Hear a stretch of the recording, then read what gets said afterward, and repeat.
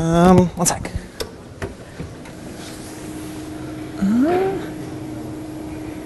Master volume.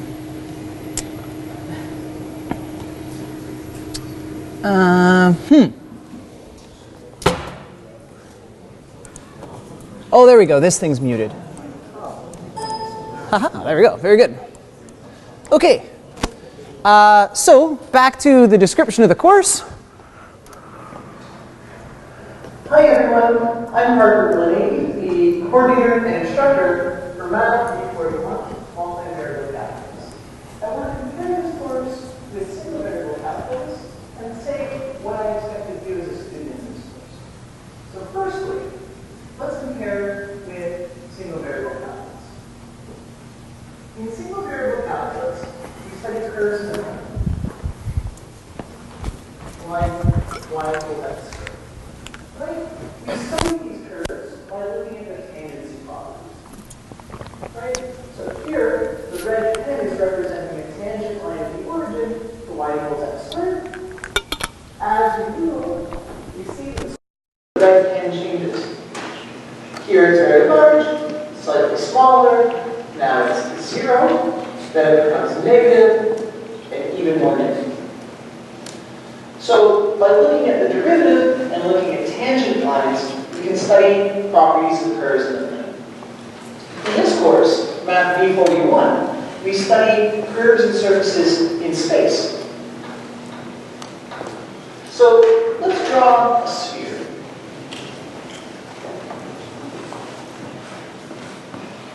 Okay, the equation for this sphere can be written down as x squared, y squared, z squared is 1.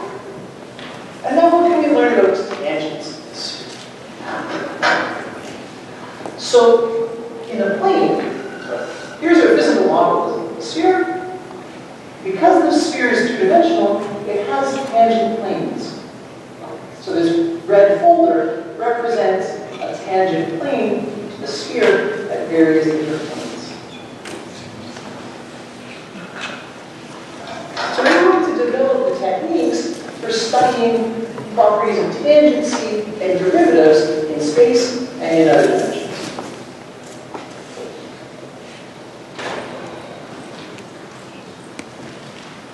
Now, I want to say a couple words about what I expect from you as a student in this course. I want you to think of this course sort of like an egg. We're going to start off with 3 hours of lecture. And we're going to add on 1 hour of tutorial per week. This is the core, or the nucleus of the course. But in addition to that, I want you to spend about 6 hours on the course every single week. So in addition to the 4 hours of mandatory time, I've calculated that it will take about 6 hours to complete the homework and recommended problems.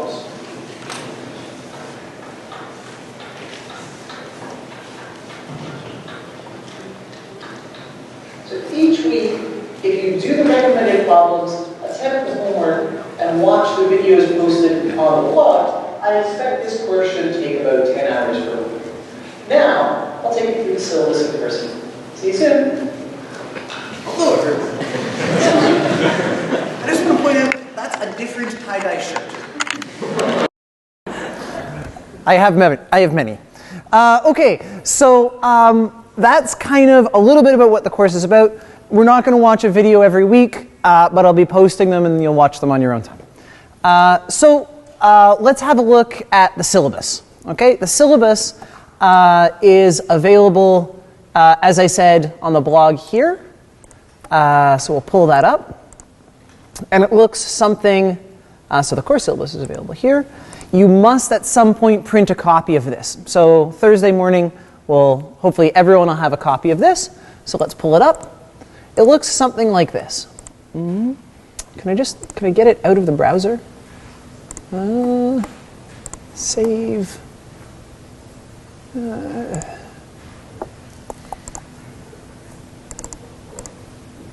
No, what? Okay, fine. Okay, so very good. So this is our syllabus.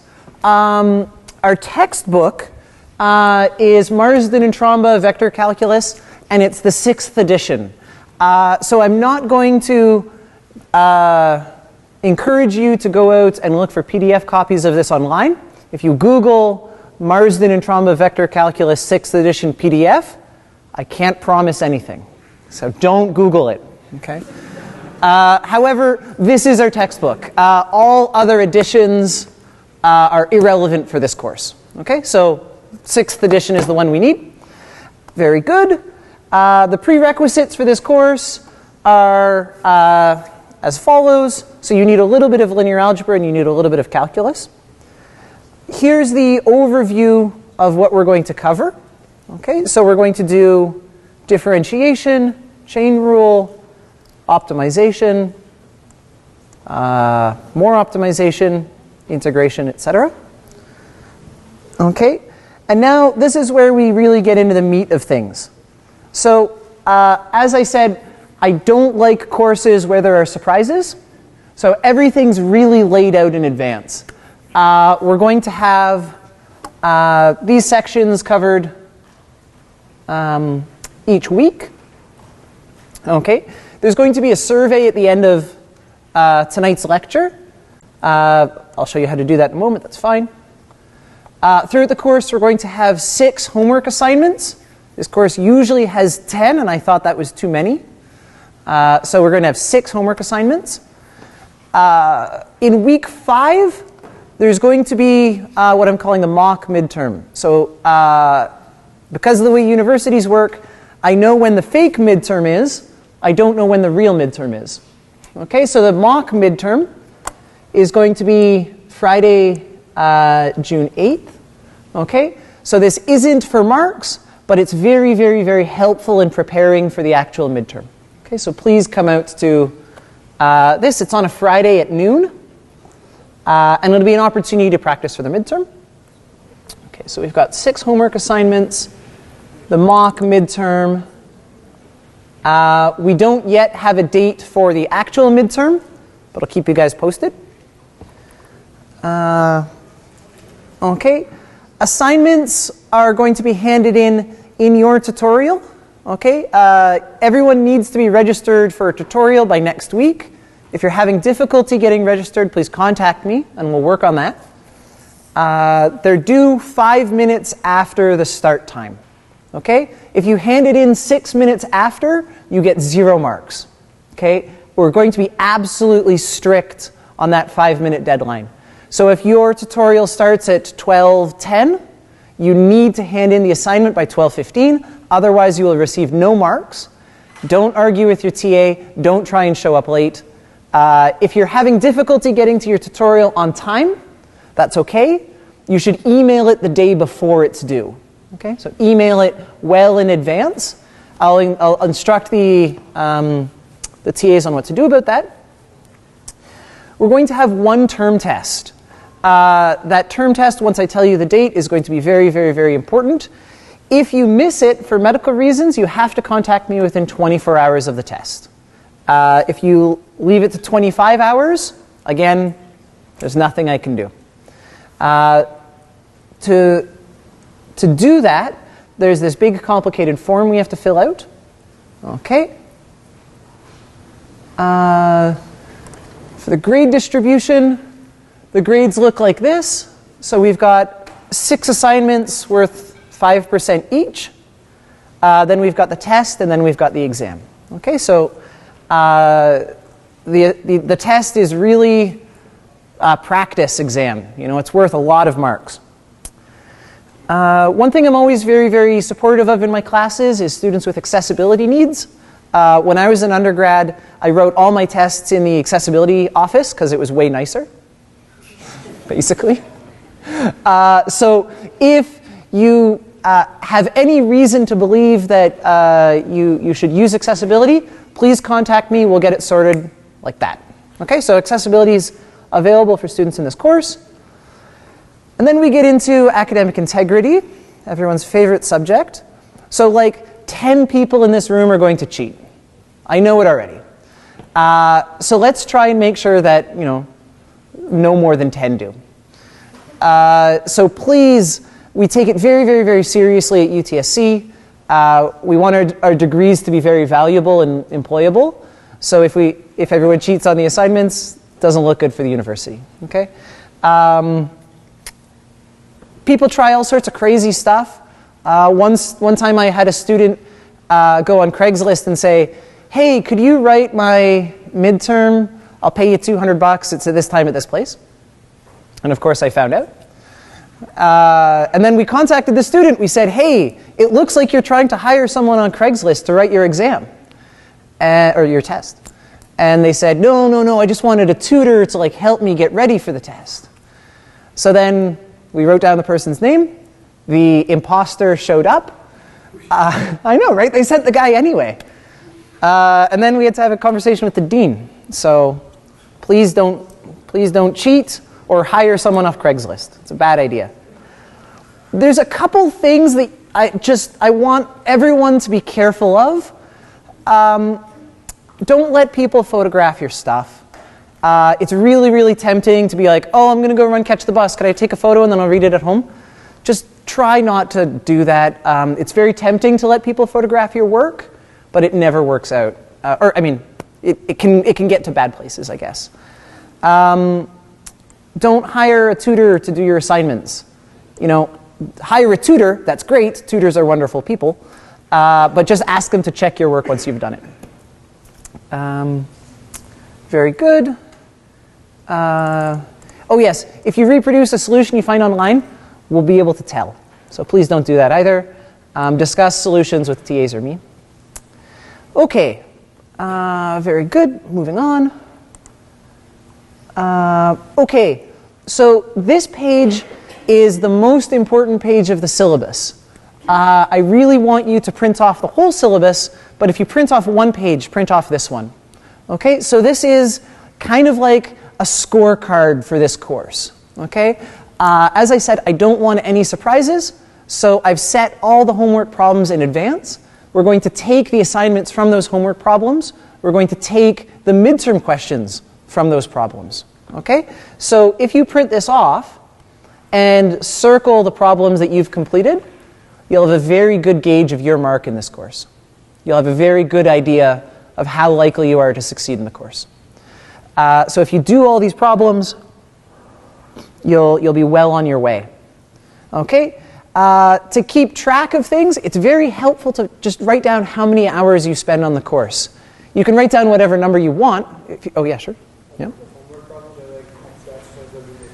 Right, so these are just recommended. They don't count for marks. Only the assignments count for marks. Okay? Very good. There's also a little box here for putting your grades on the homework and the term test, so you can expect what your average will be. Okay? One of the policies I have is that no grades will be available on Blackboard. Okay? The only place you can find your grades is where you write them on this sheet. Okay?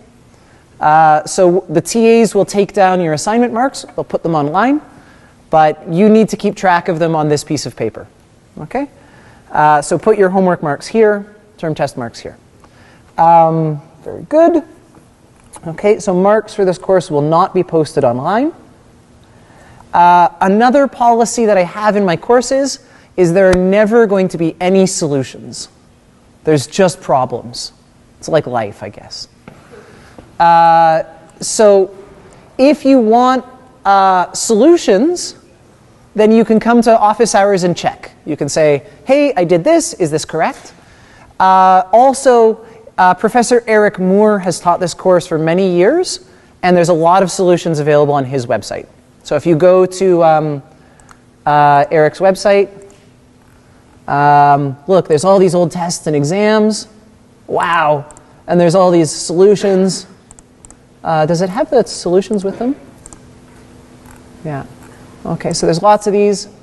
Also, the textbook solution manual is easy to find online. It's also easy to find in the library. So if you're looking for solutions, check there.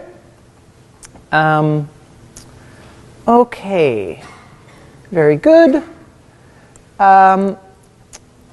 Yes. Email should come from University of Toronto accounts. please use your official university email. Here's sort of a model email. Okay, so the subject line should include the name of our course.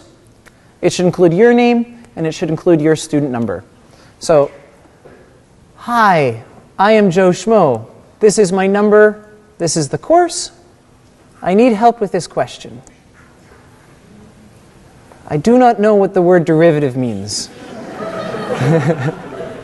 Okay? That's all right. If you don't know what the word derivative means, that's okay. Email me about it. I'll help. I promise. Okay. So that's kind of, and then no electronic aids allowed. Okay. Very good. Very good.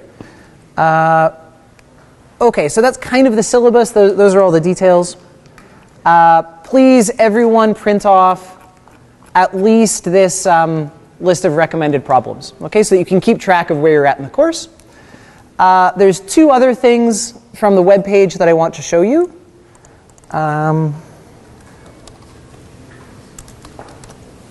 Okay, so the last two things I want to show you are how office hours work. So office hours are great. They're the time when you check your solutions, they're the time when you make sure you understand what's going on. So you click here on this big office hours sign. Okay? And it will bring you to this web page, Parker Glynn-Adey's office hours. You need to make an appointment. If no one makes an appointment, I just stay at home. It's great for me. So you pick a time here. Let's say 3:45. You want to pick that time. Actually, wait, that's... is that for this course? No. Okay, so our office hours are only on Tuesday and Thursday. So let's say we want to pick 11 a.m. Thursday. We click that link. Then you can say, your name's Parker. Well, okay, don't say your name's Parker. My name's Parker. Joe.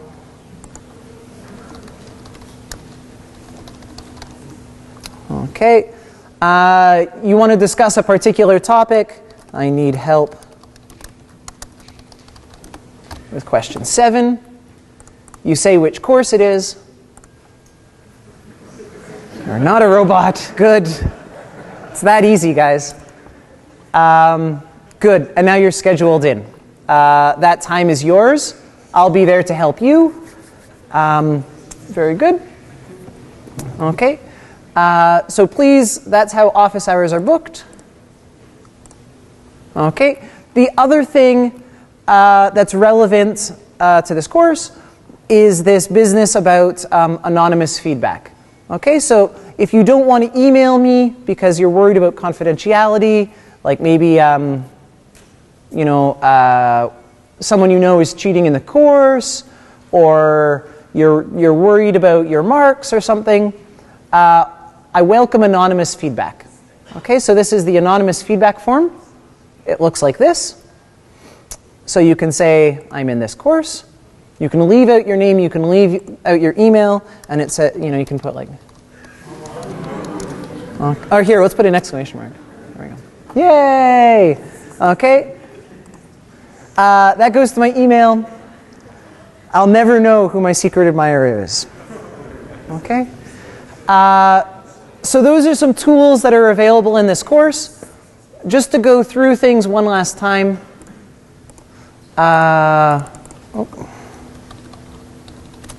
Okay, office hours are booked here. All of the information about our course will be available on the blog, and the anonymous feedback's here.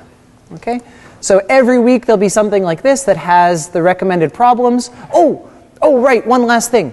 There's also a past term test question that may or may not be on our midterm. Okay, so at the end of today's lecture, you'll have all the tools that you need to answer the 2016 term test question. Okay, so we're going to try and build all the tools that we need today. Okay, are there any questions? That was a lot of info. That was a lot of stuff. So please print off that thing. Okay, so let's get into it. Let's do some math before the day is out. How do I turn this thing off? Okay. Good.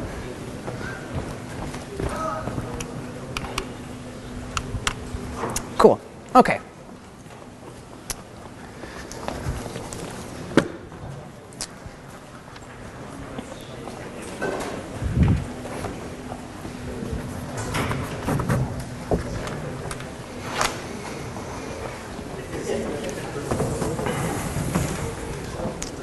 Yes, sure. Yeah. Questions? Yeah.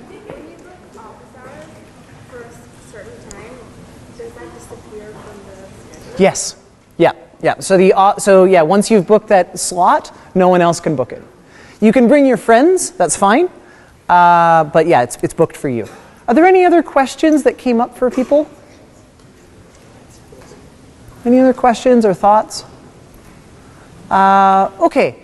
Very good. So let's get into it then. Okay. So a lot of this course is going to be about vectors.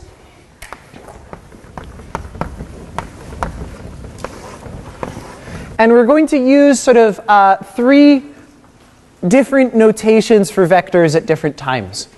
Okay, so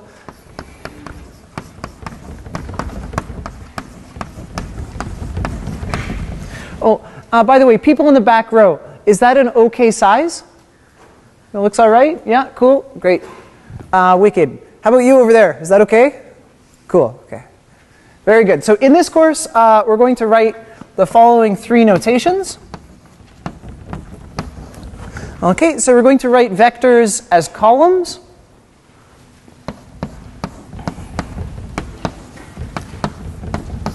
We're going to write them as rows.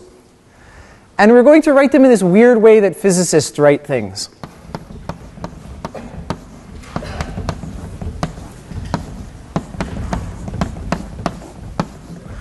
Okay, so what this says is xi with a little arrow, yj with a little arrow, zk with a little arrow.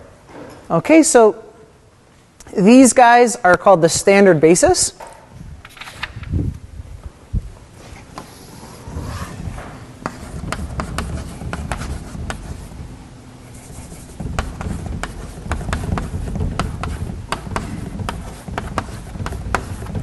Okay, and it's a notation that was developed by physicists for physics reasons, but our textbook authors were physicists, so we're going to stick with it. Very good. Okay, so let's see an example of how these things work.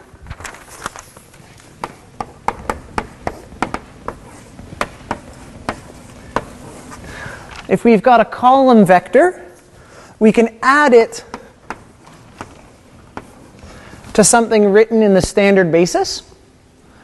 So here we've got 1, 2, 3. We add on 3 copies of j. All right, now we have to look back and think, what coordinate does j correspond to? Well, it corresponds to the y coordinate. So we're going to add these guys here.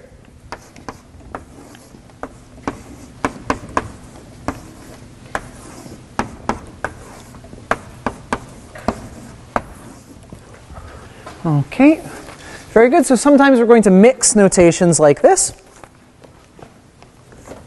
Are there any questions just about the notation so far? Thoughts? Oh yeah, sure. Yep. Yep. Yeah, it could be square. Just our textbook puts round brackets. So I put round brackets there, but yeah, square is fine. Okay. So very good. So that's how we add things. So now let's start describing stuff in 3D using these coordinates.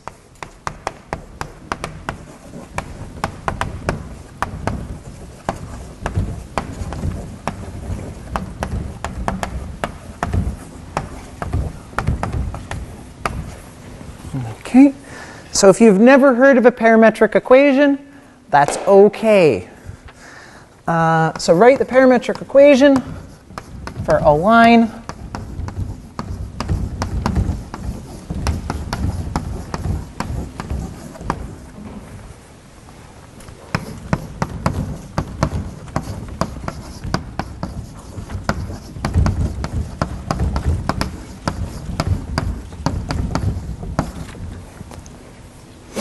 Okay, so we're going to write the parametric equation for a line passing through this point in this direction.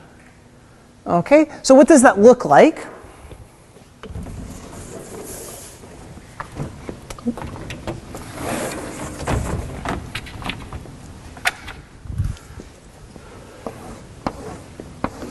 Oh, by the way, there's a bit of a convention about how we label axes for things in 3D. We start with the x-axis here. Okay? It took me a long time to remember how to put the x here. I always used to put it over here. So now the way I remember is I look at my left hand. I don't know why, but I think the thumb is x and the y is z. Okay, so sometimes that's helpful in remembering things.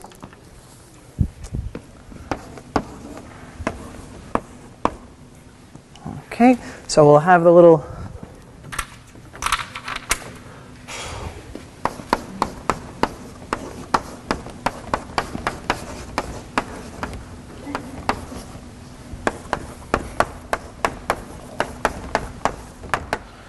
so the left thumb is going to be the x-axis.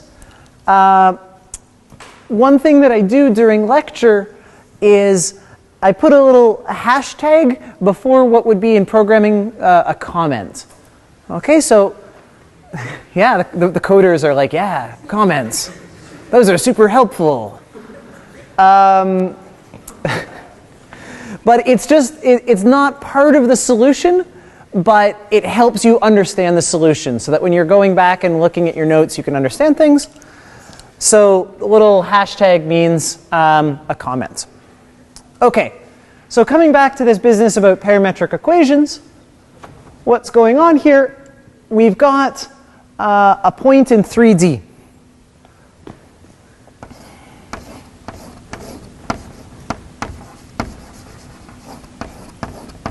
Okay. One other thing, the homework questions will require you to graph things in 3D, but graphing things in 3D is really, really, really hard. So I just kind of drew this point at random because perspective is really hard. So please, for all the homework stuff, use a 3D graphing calculator. There's one in the syllabus. It's linked there.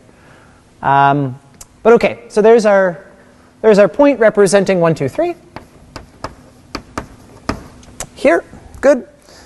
And now we want the direction I plus j.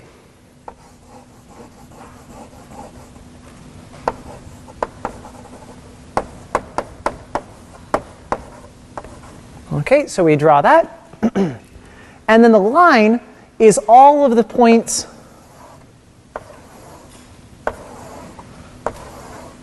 that you could get to starting at this point and moving along in that direction. Okay, are there any questions about what's going on in that picture? So we start off, we go to 1, 2, 3, and then we move in the direction I plus j. Okay, so let's look at what this means in terms of equations. So any point on this line, we can get from taking this vector and adding a stretched copy of I plus j.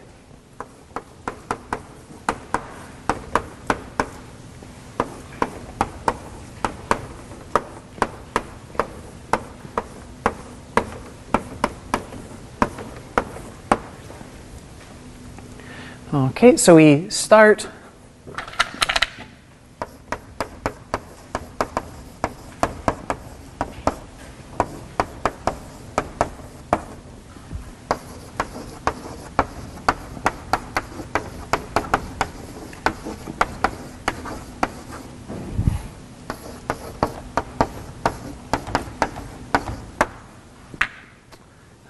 okay, very good.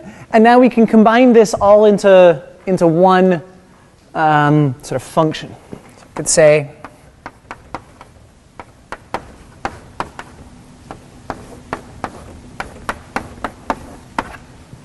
right, if we want to put things in the same notation, I translates to 1, j translates to 1, and we get here.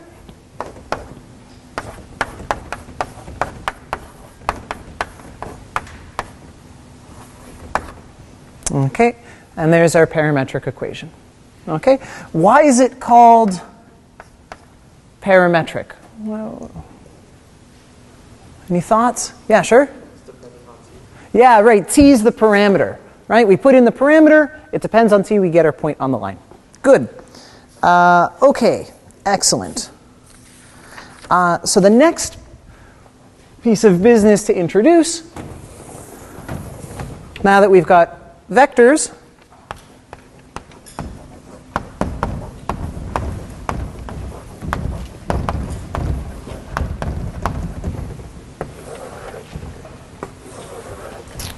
is this business about lengths and angles.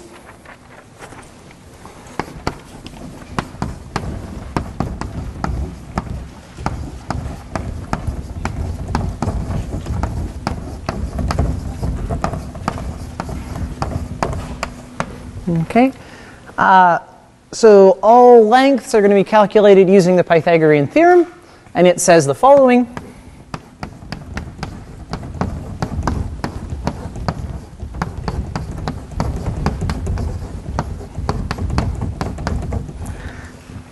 Okay, so in 3D, we've got the following. So the length squared is x squared plus y squared plus z squared.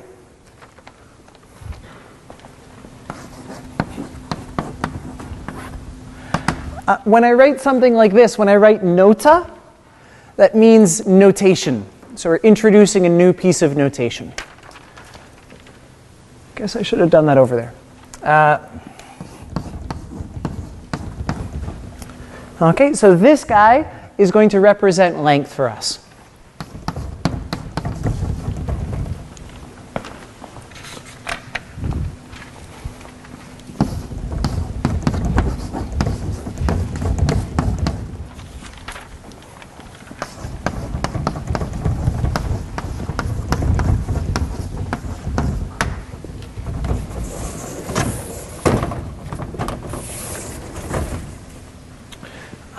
Okay, very good.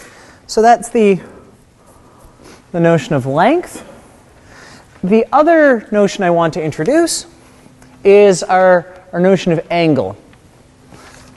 So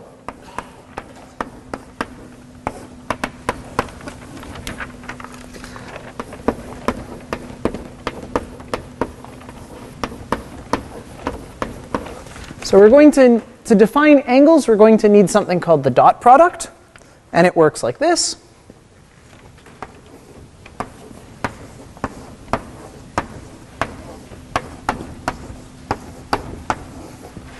Okay, we write a dot to mean that we're going to multiply these guys entry by entry.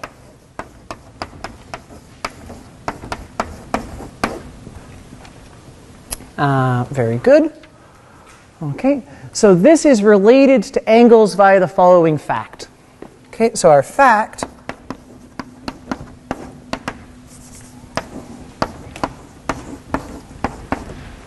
is that the dot product can be written in this way.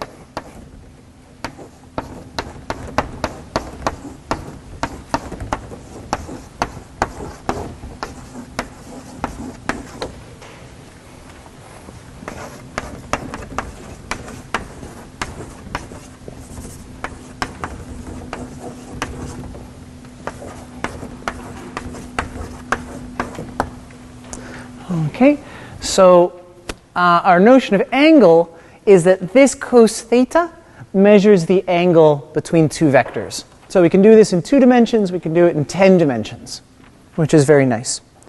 Okay, so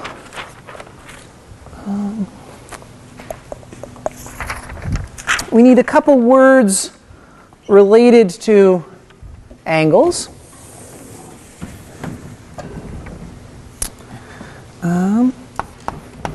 Oh, what?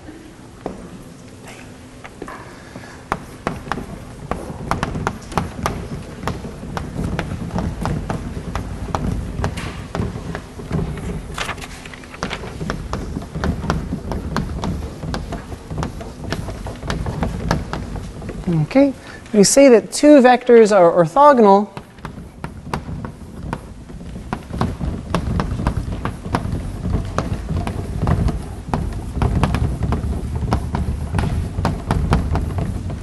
Okay. Or, so either the angle is 90 degrees, is pi by 2, or if we look at this formula here, when we put in pi by 2 into cos theta, cos of pi by 2 is 0.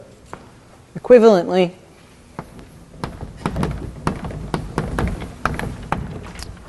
we have that these guys give us a 0 angle. Okay, and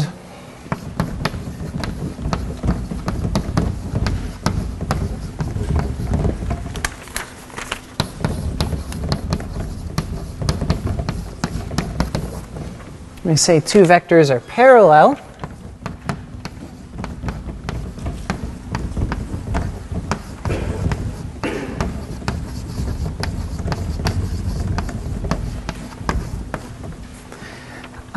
If we can get one vector by stretching the other vector. Okay, so this letter here, it's one of my favorite letters to write.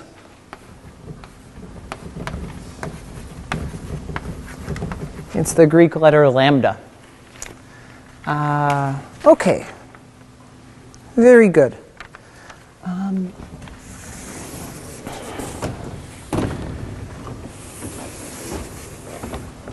So we've seen a little bit about length and angle. Let's do a little bit with this notion of orthogonality.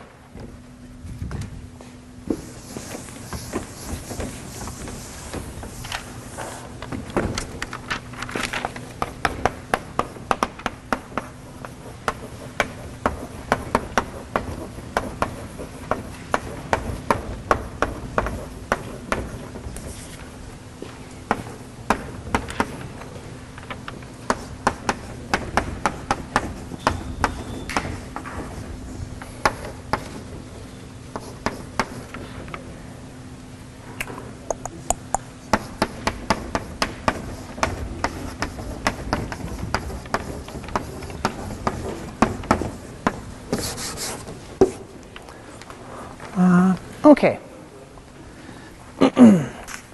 So let's find the values of x that make these two vectors orthogonal.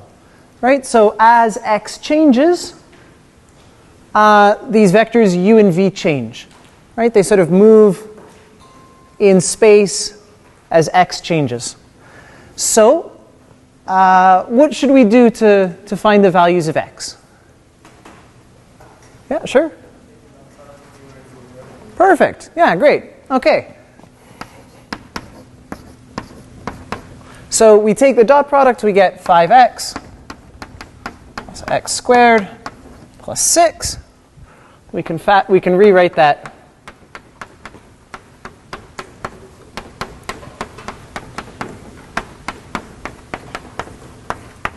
like this.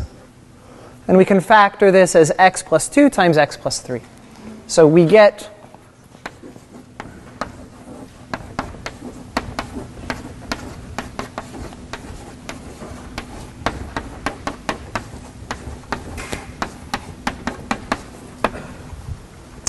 that the dot product is 0 when x is negative 2 or when x is negative 3. Okay, any, yeah, question? Yeah. Oh, the monitor, yeah, sure, yeah. If anything like that comes up, please let me know. Yeah, if anything goes out of sight, please let me know. Okay, very good. So that's a little bit about orthogonal. I want to do one more example, and then I'm going to ask you guys to do just a short bit of a survey. Okay, so we'll do one example, and then there's a survey on the blog.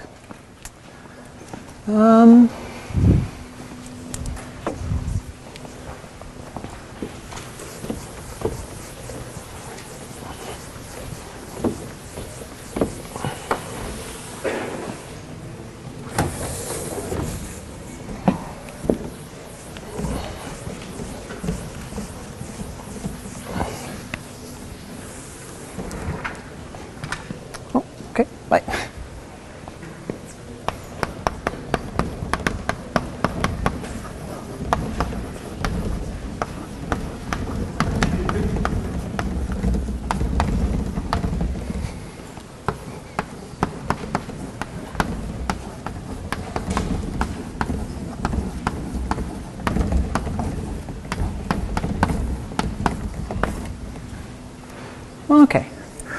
So let's try and find two non-parallel vectors that are both orthogonal to this vector 1, 2, 3. Okay? So we're going to suppose that there is such a guy.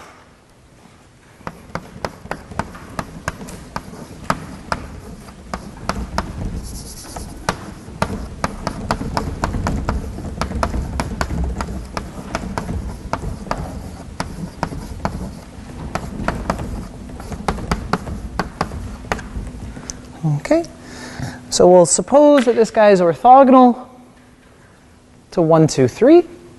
So what does that mean? That means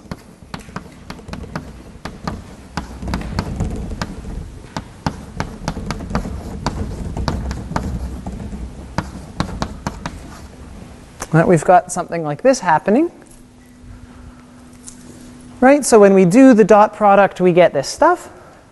And now we need to pick some values of x, y, and z. Okay? So this defines a plane in space. Right? This defines a whole plane of points. So we're going to pick some values x, y, z. What? Where did? Huh?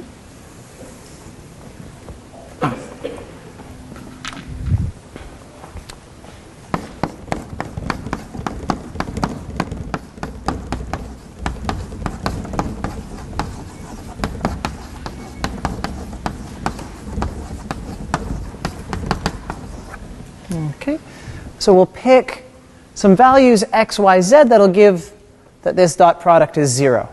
So let's take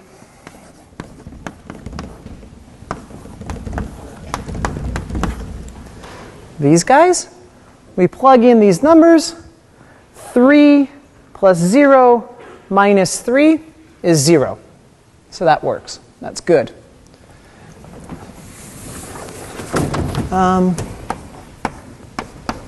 And then v, we need something that can't possibly be parallel to this guy. Anything that has its second entry not equal to 0 won't be parallel. So let's say this guy is going to be 3 now. This guy will be 0. And this guy will be negative 2. Okay, so we have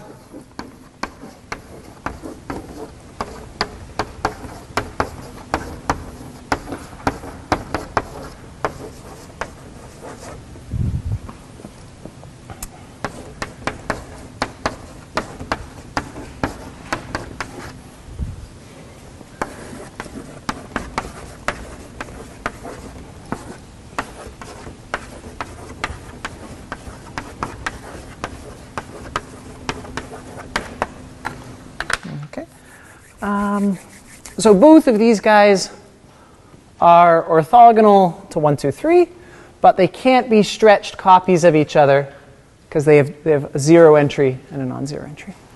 Okay, so that's what I want to do for examples. However, I've scheduled that we have a bit of a survey going into the course. So if people with phones and devices could pull those out, you're welcome to leave after the survey.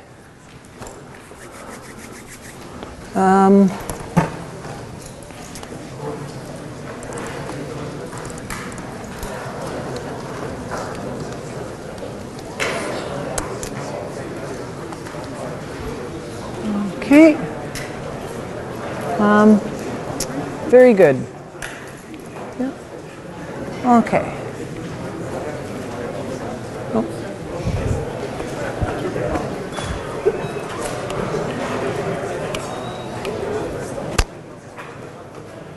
Okay. So I ask that you look at this pre-course survey.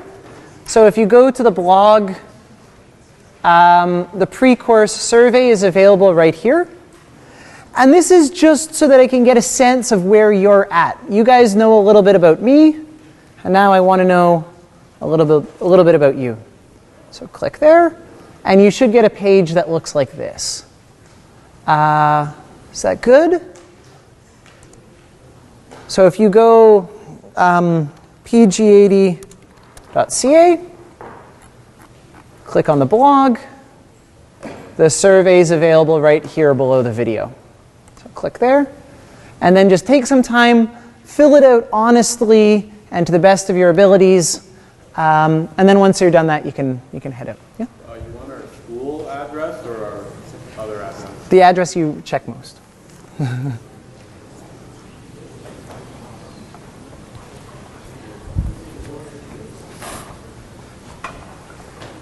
Yeah, so there was a good question. Do you want your U-Toronto address or your personal email?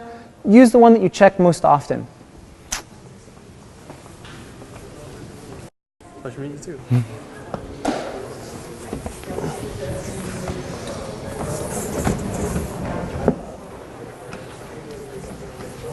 Oh yes, and I'm around for questions if people have questions.